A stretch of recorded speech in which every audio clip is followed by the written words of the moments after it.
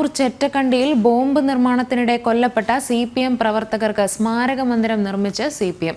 സ്മാരക മന്ദിരത്തിന്റെ ഉദ്ഘാടനം CPM സംസ്ഥാന സെക്രട്ടറി MV ഗോവിന്ദൻ മെയ് 22-ന് നിർവഹിക്കും. സ്ഫോടനത്തിന് പിന്നാലെ കൊല്ലപ്പെട്ട പ്രവർത്തകരെ CPM തള്ളിപ്പറഞ്ഞിരുന്നു.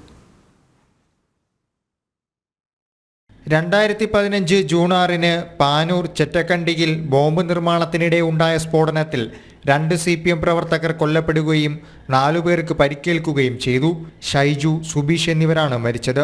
ഇവർക്ക് പാർട്ടിയുമായി ബന്ധമില്ലെന്ന് ചൂണ്ടിക്കാട്ടി CPM സംഭവത്തിൽ നിന്നും ഒഴിഞ്ഞുമാറി. എന്നാൽ 9 വർഷത്തിനു ശേഷം കൊല്ലപ്പെട്ട പ്രവർത്തകർക്ക് രക്തസാക്ഷി സ്മാരകം നിർമ്മിച്ചിരിക്കുകയാണ് CPM.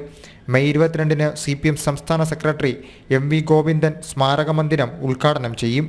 കഴിഞ്ഞ മാസം പാനൂരിൽ ബോംബ് നിർമ്മാണത്തിനിടെ ഉണ്ടായ സ്ഫോടനത്തിൽ ഒരു CPM പ്രവർത്തകൻ കൊല്ലപ്പെടുകയും 3 പേർക്ക് പരിക്കേൽക്കുകയും ചെയ്തു. തുടർന്ന് 2015-ന് സമാനമായി സ്ഫോടനത്തിൽ തങ്ങൾക്ക് പങ്കില്ലെന്ന വിശദീകരണവുമായി CPM നേതാക്കൾ രംഗത്തെത്തി. ജനം, കണ്ണൂർ.